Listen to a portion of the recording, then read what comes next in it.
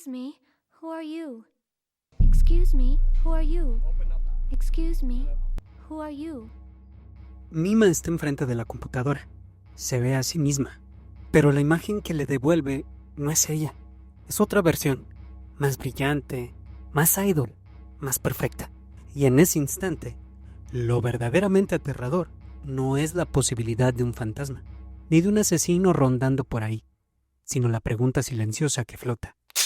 ¿Y si yo ya no sé quién soy? A todos nos ha pasado que la imagen que los demás tienen sobre nosotros no coincide con lo que realmente somos. Esa especie de desdoblamiento raro es justo el corazón de la trama de Perfect Blue. Lo que el director Satoshi Kon hizo no fue solo una película de suspenso o de terror psicológico. No, lo que nos dio es un espejo roto, un reflejo fragmentado que nos hace sentir lo mismo que Mima. Esa angustia de no poder distinguir entre lo que somos y lo que el mundo insiste en decirnos que deberíamos ser. Perfect Blue se convierte en una de las películas más inquietantes sobre la identidad. Kon nos habla de un mundo obsesionado con la imagen, con la perfección, con el espectáculo y cómo el verdadero terror no está en un asesino con cuchillo, sino en el miedo íntimo de mirarte al espejo y no reconocerte, no saber quién eres en realidad. Perfect Blue es de esas películas que no solo se ven, se quedan adentro y te incomodará cada vez que te preguntes ¿quién soy? Antes de arrancar de lleno, ya sabes, si te gustan estos viajes raros entre cine, emociones y preguntas incómodas, suscríbete, activa la campanita y déjame un comentario. ¿Tú también has sentido esa distancia rara entre lo que los demás piensan de ti y lo que realmente eres? Y claro, un like siempre ayuda a que más gente se sume a esta plática. Ahora sí, vamos a entrar al laberinto de espejos que es Perfect Blue.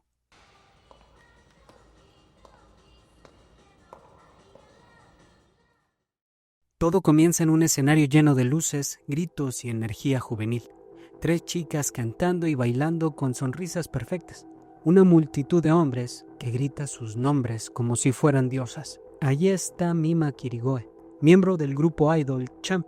Su sonrisa parece genuina, pero hay algo detrás de sus ojos. Una duda, un peso invisible. Ese instante inicial es clave, porque Perfect Blue empieza como un relato del espectáculo japonés de los 90s, pero lo que en realidad está preparando es un descenso al infierno de la identidad. Satoshi Kon nos planta la semilla de lo que viene, el espectáculo como una máscara. Mima ha tomado la decisión de dejar su carrera de pop idol, o quizás la decisión la tomó otra persona. Eso se nos muestra mientras Mima canta, en una escena donde los managers discuten por el futuro del artista, quien guarda silencio sin poder opinar. Tadukoro quiere que Mima actúe, pues ve potencial para crecer su carrera, mientras que Rumi opina que debe seguir siendo una idol. Sham es una agrupación pop clase B. Son famosas, pero se presentan en lugares pequeños, y como sabemos más adelante, nunca han aparecido en la lista de éxitos musicales. Por lo que la vida de Mima es tranquila. Puede hacer su súper sin contratiempos o incluso puede usar el transporte público sin ser acosada. Su personaje se queda en el escenario, mientras la persona hace una vida normal. Incluso sus fans lo dicen. Las pop idol no ganan mucho dinero. La decisión de ser actriz no parece dramática en palabras, pero en el mundo en el que vive es un auténtico salto al vacío, porque el idol en Japón no significa solo tener un trabajo, significa tener una identidad asignada. Eres pureza, inocencia, cercanía con los fans. Eres un producto empacado y cuidadosamente administrado. En ese mundo, los idols no son personas, son fantasías colectivas. Y las fantasías no pueden cambiar. Cuando Mima anuncia que quiere dejar Sham para crecer como artista, lo que realmente está haciendo es traicionar esa fantasía. Y la reacción es inmediata. Fans decepcionados, rumores que vuelan, miradas de desconfianza. Y de cierta forma para ellos, lo hizo. Asesinó la imagen de la idol pura que todos veneraban y literalmente desean. No por nada entre todo el público no existe ni una mujer o un niño. Solo son hombres viendo y grabando a un trío de mujeres en vestidos de colegiala. Kon nos muestra a Memania, ese fan perturbador con ojos de pez que desde la multitud observa a Mima de una manera incómoda, que si ella no se da cuenta ante tanta gente, nosotros sí podemos sentirlo. Aquí está la primera ruptura de identidad. Mima ya no se pertenece. La sociedad, los fans, incluso los managers, la definen. Y cuando ella intenta reclamar el derecho a hacer otra cosa, el mundo entero parece empujarla de vuelta a la caja de cristal en la que la habían puesto. Es aquí donde Perfect Blue empieza a convertirse en una pesadilla. Porque qué tan aterrador sería que cada vez que intentas crecer o cambiar, la gente a tu alrededor no te dejara. Que te recordaran constantemente que no tienes derecho a equivocarte, a madurar, a transformar tu vida. Ese es el miedo de Mima. Y por eso su salto al vacío no es de una tarima al escenario, sino hacia un abismo de inseguridad y persecución. Cuando terminan el concierto, sus fans las esperan fuera del recinto. Mima recibe una carta mientras alguien le grita: I'm always watching Mima's room. Una frase que se queda con ella y que al llegar a su departamento la hace sentirse observada. Su madre la llama e incluso ella trata de convencerla de que el cambio de carrera está mal, que debería seguir haciendo lo que hace. Otra llamada entra, pero nadie responde. Solo es una respiración, para terminar con Mima recibiendo un fax donde la acusan de traidora. Ahora se siente más observada que nunca. Mima consigue un papel en una serie de televisión llamada Double Bind, doble atadura. El título ya es una pista cruel de lo que le espera: estar atrapada entre dos identidades que se contradicen y que no puede reconciliar. En la serie interpreta a una joven víctima de violencia, envuelta en una espiral de asesinatos y abusos. Un personaje oscuro, muy lejos de la imagen inocente de Idol que alguna vez proyectó. Al inicio, Mima aparece solo en una participación pequeña, pero pronto su manager habla con el guionista y productor para que la involucren más. En su primer día de grabación, Rumi le explica lo que es la habitación de Mima, que es un sitio web, pero en la época en la que se estrenó la película y por ende en el universo donde se desarrolla, el Internet no es lo que ahora conocemos. Apenas estaba en pañales. Así que Mima no entiende qué es lo que eso significa, por lo que se tranquiliza al no entender las consecuencias. También el estudio recibe una carta para ella, la cual es entregada a Tadukoro, pero al abrirla, esta explota hiriéndolo. Dentro venía una amenaza donde se le informaba que ese es solo un aviso. Lo siguiente será más grave. De nuevo en su departamento, Mima es ayudada por Rumi para montar una computadora y le dice cómo usarla y conectarse a la llamada habitación de Mima. A primera vista parece un blog de fans, de esos que existían en los 90s. Pero hay algo que lo vuelve profundamente perturbador. Está escrito en primera persona, como si la propia Mima lo escribiera. Hoy me equivoqué al cantar y le quedé mal a los fans. Hoy tuve un mal día. Hoy pasé a comprar leche y alimento para mis peces. Pequeños detalles, anotaciones mínimas, pero demasiado precisas, demasiado íntimas. Cosas que Mima sí hizo. Cosas que solo ella debería saber, e incluso cosas que textualmente dijo. Aquí, Satoshi Kon hace un movimiento brillante. Convierte algo tan frío como un sitio web en un espejo que devora. Ese blog no es solo un espacio de texto, es un reflejo digital de Mima. Esto la afecta al punto de que se siente observada. La tranquilidad que se nos mostró que tenía en algunos lugares públicos, ahora es incertidumbre y temor ante lo que lo rodea. Mima llega a las oficinas de la agencia de talentos, donde Cham está celebrando que ingresaron a la lista de popularidad. Su pasado está triunfando, mientras su presente y futuro son inciertos ante la decisión que tomó, incluso cuando tiene más escenas dentro de la serie. Pero lo que viene es un gran paso. Shibuya, el guionista, ha preparado una de las escenas más brutales de la serie, tanto que los managers vuelven a discutir. Rumi se niega a que Mima haga la escena donde sufre de abuso en un club para adultos, pues para ella, Mima sigue siendo una pop idol, por lo que propone hablar con la producción para que cambien el guión. Tadukoro le dice que va a ser imposible por los tiempos que se manejan, que esa escena es importante para que Mima tenga más relevancia en la serie, y sobre todo porque les dijo que Mima ya no es una pop idol. Mima está de acuerdo en hacerlo, entiende que actuar conlleva realizar este tipo de cosas que quizás no tienen nada que ver con la imagen que llevaba antes. Incluso Rumi le pregunta si sabe lo que esta decisión conlleva. Sería el tiro de gracia a su imagen de pop idol. Después de que la escena salga, no habrá vuelta atrás, pues destruirá toda la ilusión que existe sobre este tipo de celebridades. Pero, ¿de verdad Mima está conforme con el rumbo que está tomando su carrera? Pues su subconsciente se aparece en un reflejo vestida como idol, reclamando que ella de verdad no quiere hacer eso. Todo está cuidadosamente preparado para grabar la escena. Actores, extras, cámaras, luces. Es ficción, sí, pero Kun la filma como si fuera real. Aquí la fantasía del público que vimos en la presentación de Champ se vuelve realidad. Ese oscuro deseo de poseer a Mima y despojarla de la inocencia que su personaje en el grupo creó es demostrado con una simple escena. El movimiento de la cámara representa lo que un trío de jóvenes vestidas de colegiala le provoca a su público completamente masculino, una erección.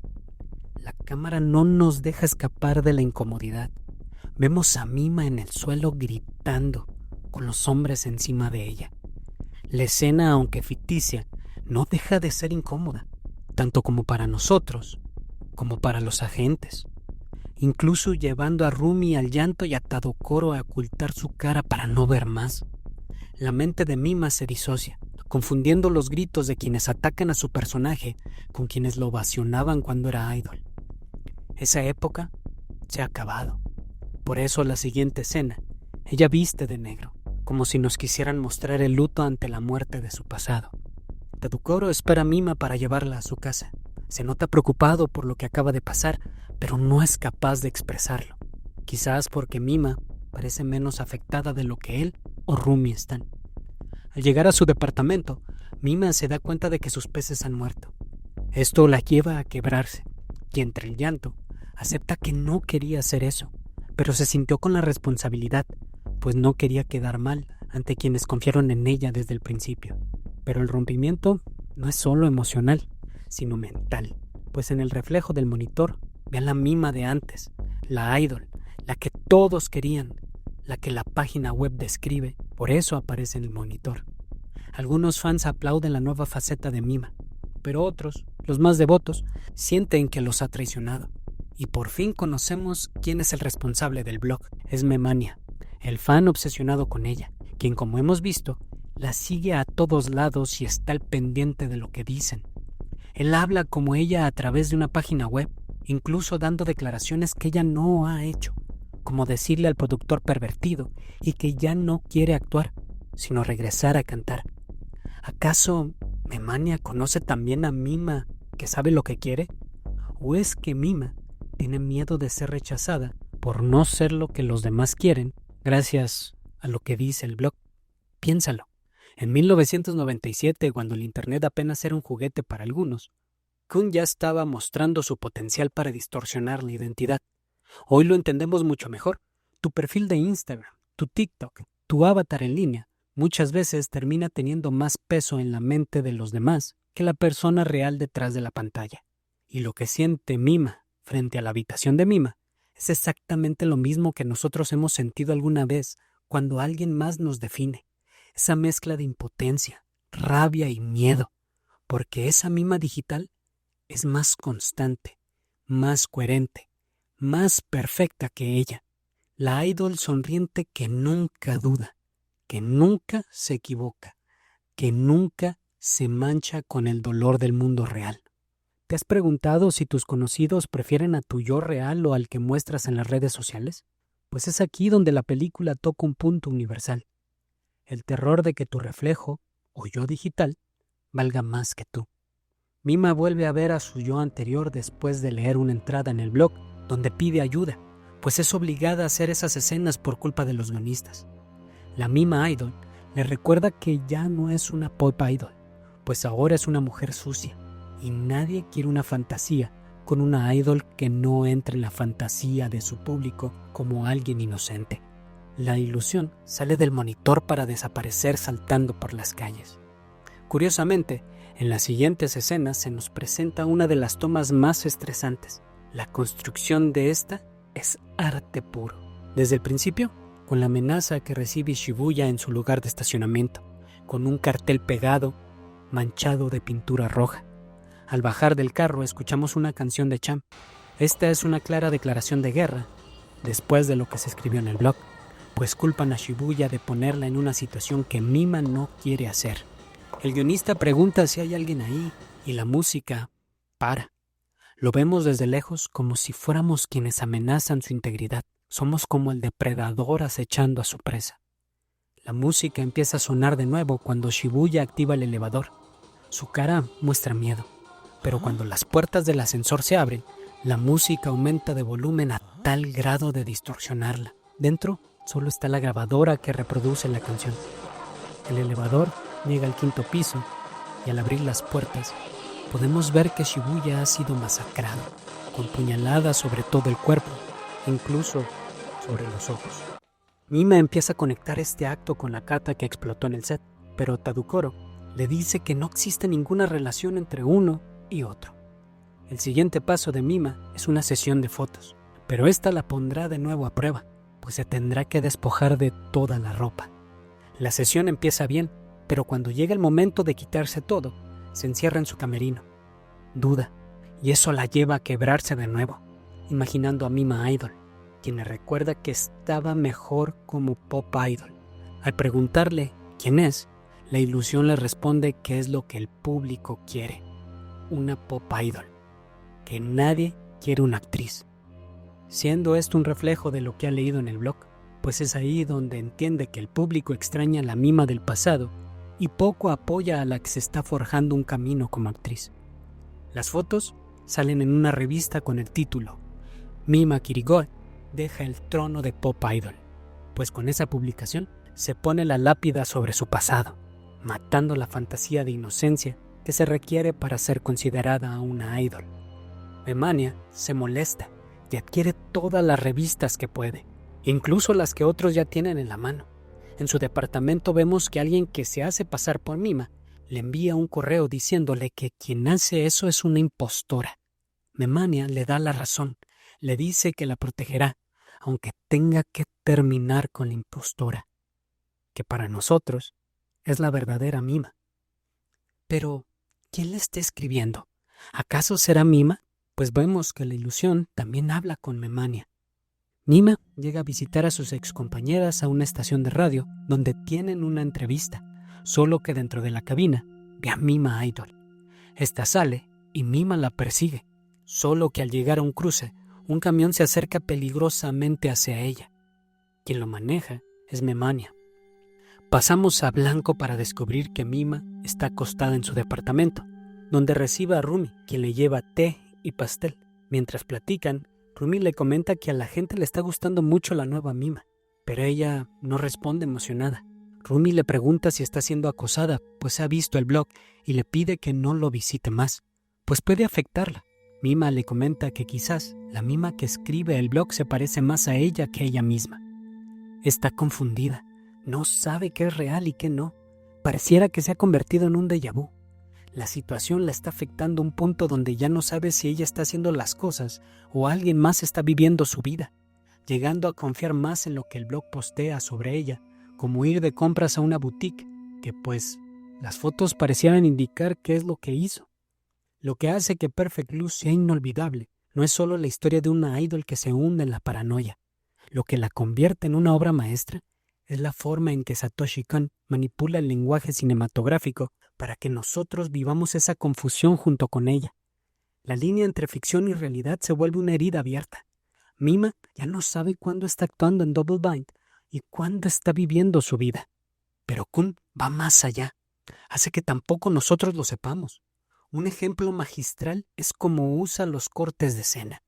Un momento vemos a Mima tratando de orientarse y sin transición clara, Estamos en un set de filmación, donde los personajes de la serie hablan como si siguieran la trama de su vida real. Y cuando parece que es solo un rodaje, algo extraño sucede. El diálogo encaja demasiado bien con lo que Mima está viviendo fuera de cámara. Entonces, surge la duda. ¿Es parte del guión o es parte de su realidad? Ese efecto lo logra Kun eliminando las fronteras tradicionales del montaje. Normalmente en el cine se distinguen los planos por encuadres, música o iluminación. Aquí no. Aquí la continuidad es engañosa. La luz, el tono y hasta el sonido son tan fluidos que todo parece real. Lo que cambia es apenas un detalle, casi imperceptible, que nos deja descolocados. Otro recurso central son los espejos y reflejos. Cada vez que Mima se ve reflejada, no encuentra a la actriz cansada y angustiada, sino la idol sonriente, vestida de blanco, que la observa con desprecio o burla. Es un recurso clásico del cine de terror psicológico, pero aquí alcanza un nivel simbólico más profundo. La imagen que ella ya no controla se revela contra ella. No es solo que no reconozca su reflejo, es que su reflejo se ha convertido en su enemiga. Este lenguaje de desconcierto tiene un objetivo claro: quitarle al espectador el piso bajo los pies. Así como Mima ya no sabe que es real, nosotros tampoco. El cine deja de ser un espacio seguro donde observamos desde afuera y nos mete en el torbellino de ansiedad como si fuéramos otra víctima del laberinto mental que se está construyendo. Aquí es donde Perfect Blue se adelanta a obras posteriores como Mulholland Drive de David Lynch o Black Swan de Darren Aronofsky. Ambas exploran también la idea de la identidad fragmentada, pero lo hacen desde el artificio onírico o el drama psicológico. Kun, en cambio, lo hace desde el lenguaje mismo del montaje. No nos dice que Mima está perdida, nos hace perdernos con ella. En otras palabras, Perfect Blue no es solo una película que cuenta un descenso a la locura. Es una película que usa el propio cine para arrastrarnos a la locura. Y ese es un gesto radical que muy pocos directores se atreven a ejecutar. Regresamos a la escena de Double Bind, donde el personaje de la psicóloga nos habla de que quien pudiera estar cometiendo los asesinatos podría ser una ilusión, pero una ilusión no puede asesinar, salvo que poseyera a alguien. Quien está viendo la serie es Murano, el fotógrafo que le tomó las fotos atrevidas a Mima. Alguien llama a su puerta y es solo un repartidor de pizza, pero de un momento a otro, este ataca con un picahielos a Murano. Mientras lo ataca, vemos que quien lo está haciendo es Mima, quien despierta en su cuarto, confundida y desorientada. Mima recibe la llamada de Tadukoro para avisarle que Murano ha sido asesinado y que van camino por ella. Mientras espera, Mima descubre en su closet una bolsa con ropa llena de sangre. Ahí empieza la verdadera trama de Perfect Blue. ¿Es Mima una víctima o se está convirtiendo en su propio verdugo? La película nos hace dudar de ella, nos hace cargar con la culpa de un asesinato que en apariencia ha cometido, para luego retirarnos el suelo bajo los pies. Esa ambigüedad es parte del terror psicológico que construye Satoshi Kon. Cada crimen es una grieta más en la mente de Mima, una grieta que nosotros también habitamos, pero la lógica del asesino empieza a hacerse visible. No son muertes al azar. Todos los que caen están ligados a la traición de Mima hacia su imagen de idol. El guionista que la empujó a aceptar la escena, asesinado en un elevador. El fotógrafo que la sexualizó, muerto en su propio estudio. Uno por uno, van desapareciendo los responsables de que Mima dejara de ser pura. En el set donde se graba la serie empiezan los rumores de que Mima podría estar involucrada. No se guardan nada. Incluso Rumi les dice que no les haga caso. La historia da un giro bastante confuso para nosotros, pues la doctora de la serie le pregunta quién es. Pero Mima no responde con el nombre de su personaje, sino con el real. El detective escucha esto y nos dice que tiene un trastorno de personalidad disociativo, donde ella cometió los crímenes siendo otra persona, explicando que la persona real es Yoko, y para ella todo lo que ha pasado es parte de un drama desde que fue abusada en el club.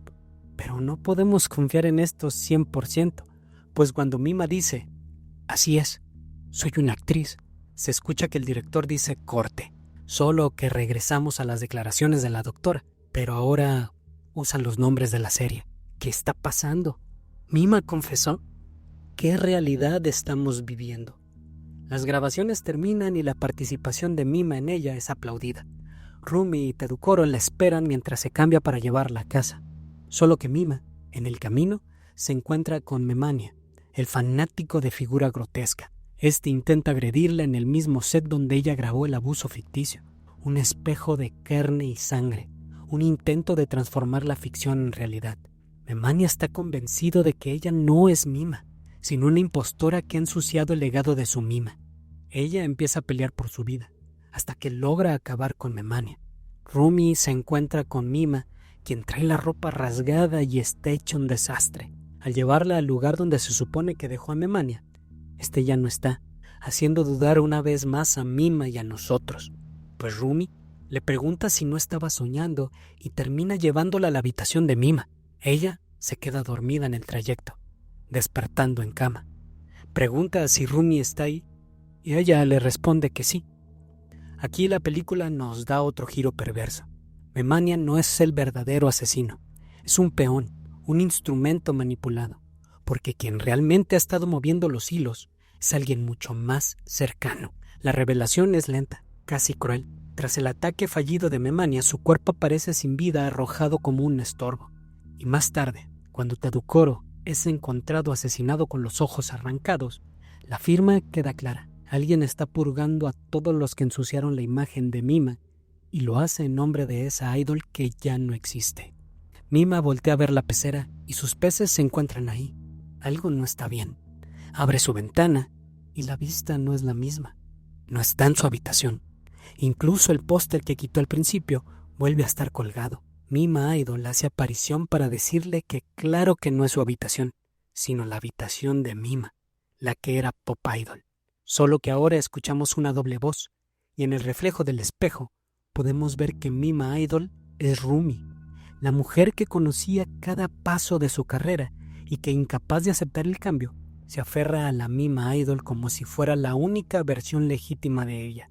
Ella es la mente detrás del blog, la que ha estado alimentando el delirio de que Mima nunca abandonó el pop, la que ejecuta los asesinatos para preservar una versión fantasmal de la joven que alguna vez subió a un escenario vestida de blanco. Una Rumi que ya no distingue entre ella y el personaje que idealizó y adoptó al no aceptar la realidad. Rumi aparece frente a Mima convertida en una parodia grotesca de lo que alguna vez fue Mima, vestida como idol, con el traje brillante, los labios pintados y esa sonrisa congelada. Es el espectro de la Mima que ya no existe, encarnada por alguien que ha perdido el juicio. La persecución comienza. Rumi persigue a Mima con un cuchillo en la mano, pero lo aterrador no es solo la violencia, sino la manera en que la película nos lo muestra. Al rato vemos a Rumi, una mujer corpulenta, sudorosa, jadeante, corriendo torpemente tras Mima. Pero en otros planos, lo que vemos es a la otra Mima, ligera, flotante, casi etérea, brincando como si se deslizara sobre el aire con la elegancia de una estrella pop en pleno escenario. Este juego visual es magistral, porque lo que persigue a Mima no es realmente Rumi, sino su propia imagen idealizada, esa versión perfecta que no admite mancha ni contradicción. Ella huye de un espectro que la sociedad idolatró, un fantasma de sí misma que ahora quiere matarla. La persecución atraviesa pasillos, rompe vidrios, nos arrastra a un Tokio nocturno donde realidad y ficción terminan de desmoronarse. Hasta que llega el clímax, la vitrina de una tienda de ropa. Rumi, creyéndose aún la idol intocable, choca contra el cristal y se hiere con los fragmentos. Y de pronto, la escena cobra un simbolismo brutal. La Mima perfecta queda atravesada por pedazos de vidrio, literalmente hecha trizas frente a nuestros ojos, el espejo roto de la identidad. Rumi sangra, pero sigue convencida de ser la idol. El delirio ha consumido todo lo que era. Su delirio la hace caminar hacia la carretera mientras un camión se acerca. Rumi confunde las luces del camión con reflectores y, pensando que está en un escenario, extiende los brazos para agradecer, sin entender que lo que está a punto de abrazar es la muerte. Mima la rescata arriesgando su vida para que no muera atropellada, porque a pesar de todo, Rumi representa un lado de sí misma que Mima no puede simplemente descartar. Es un reflejo que la persigue, pero que también debe aprender a abrazar. Ese gesto final es clave. Mima no vence a Rumi con violencia, sino con compasión, y al hacerlo rompe el ciclo, deja atrás la imagen que la consumía, sin necesidad de negar que alguna vez fue parte de ella.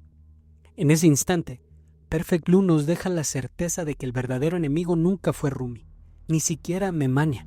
Fue la presión de ser una imagen perfecta lo que puso a todos en ese camino. Rumi solo se convirtió en el espejo roto que devolvió esa locura. Para sobrevivir, Mima no solo tiene que vencer físicamente a Rumi, tiene que destruir esa imagen falsa que la persigue. El duelo final es simbólico para recuperar su identidad. Mima tiene que matar a su propio reflejo. Y cuando todo termina, Rumi queda internada en un hospital psiquiátrico. Mima, en cambio, logra reconstruirse, aunque la última escena deja una duda inquietante. ¿De verdad recuperó su identidad? ¿O simplemente aprendió a usar una nueva máscara para convencerse a sí misma? Es un cierre tan ambiguo como brillante, porque sí, Mima ha recuperado su identidad. Ya no es la idol perfecta, ya no es ese juguete de sus fans, ni la marioneta de sus managers. Es una mujer que ha pasado por el fuego y ha quedado marcada, pero consciente de sí. Sin embargo, la pregunta permanece. ¿Esa sonrisa es auténtica o es solo otra máscara? Otra actuación más en un mundo donde todos parecen interpretar un papel. Lo inquietante de Perfect Blue es que nunca nos da una respuesta clara. Y esa ambigüedad es lo que convierte su final en un eco que no se apaga. La certeza de que en un mundo obsesionado con la imagen, reconocer quién eres se convierte en un acto heroico, pero también en un salto al vacío del que tal vez nunca regreses del todo. Perfect Blue no es solo un thriller psicológico, es una pesadilla sobre la fragilidad de lo que creemos ser. Satoshi Kon nos coloca frente a un espejo que no devuelve una imagen estable, sino un reflejo roto, fragmentado, imposible de recomponer del todo. Mima empieza como una idol que en apariencia sabe quién es, pero cada paso hacia su independencia, su salto al vacío, sus actuaciones, los asesinatos que la rodean, la van arrancando de sí misma, hasta que ya no puede distinguir dónde acaba la ficción y dónde empieza la realidad. Y en ese proceso, lo que la película nos dice es brutal. Reconocerte a ti mismo no es un acto natural, es una batalla. El fan obsesivo, la industria del entretenimiento, la presión social y finalmente Rumi funcionan como fuerzas externas que intentan capturar su identidad y moldearla a su conveniencia. Todos quieren definir a Mima. Todos proyectan en ella una versión distinta, pero la mayor amenaza nunca viene de fuera. Es la voz interna que empieza a susurrar que quizás ya no eres tú, que quizás tu reflejo tiene más poder que tu carne. Ese terror íntimo es lo que convierte a Perfect Blue en un clásico del cine psicológico y del anime. Y entonces llegamos al final. Mima sonriendo dice: yo soy la verdadera Mima. Es un triunfo, sí, pero también es un guiño envenenado, porque la duda queda flotando en el aire. ¿Realmente lo es o simplemente aprendió a actuar mejor que nunca? Esa ambigüedad es la esencia de la película. No hay cierre limpio porque la identidad nunca es limpia, nunca es fija. Siempre está amenazada por lo que otros ven, por lo que deseamos mostrar, por lo que ocultamos. El espejo roto de Mima nos habla también a nosotros. ¿Quién eres cuando no hay nadie mirando? ¿Quién eres sin tus redes sociales, sin tu trabajo, sin las máscaras que usas todos los días? Esa es la pregunta que Perfect Blue nos obliga a enfrentar. Y quizás la respuesta más honesta es también la más aterradora. No lo sabemos del todo. Satoshi Kon nos deja en la incomodidad de mirarnos al espejo y temer, aunque sea por un segundo, que no podamos reconocernos. Ese es el poder de Perfect Blue. No solo es la historia de Mima, sino el retrato de todos nosotros en un mundo donde la identidad puede quebrarse con la misma facilidad con la que se rompe un espejo. Y hasta aquí llegamos con Perfect Blue, una película que, como un espejo roto, no se limita a contarnos una historia, sino que nos obliga a mirarnos en sus fragmentos y a preguntarnos si la imagen que vemos es realmente nuestra o solo un reflejo fabricado. Creo que eso es lo más poderoso del cine de Satoshi Kon, que no se queda en la pantalla, se mete en nuestra cabeza, Se queda ahí como una sombra incómoda y nos susurra preguntas que no tienen respuestas fáciles. Porque si Mima puede perderse en su propio reflejo, ¿qué nos asegura a nosotros que estamos a salvo?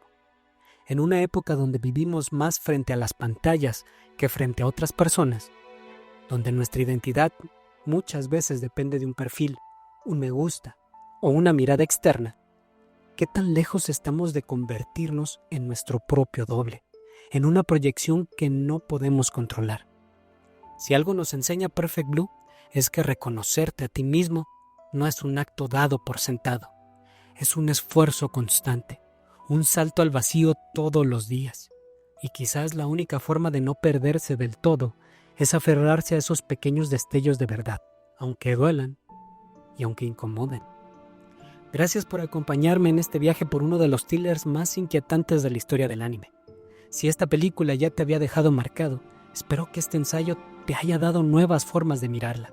Y si nunca la has visto, bueno, ahora sabes que el espejo no va a devolverte la misma imagen después de hacerlo. Pero antes de irte, no olvides dejar tu like si este análisis y resumen fue de tu agrado. Si no estás suscrito, no olvides hacerlo y activar la campanita para que la plataforma te avise cuando suba un nuevo análisis. Y déjame tu opinión sobre esta película en los comentarios y respóndeme. ¿Tú te reconoces cuando te miras al espejo? ¿Qué tan real eres a comparación de las expectativas que las personas se crean por lo que demuestres en tus redes sociales? Gracias por llegar hasta aquí. Como siempre, te deseo un gran día. Nos vemos. Hasta la próxima.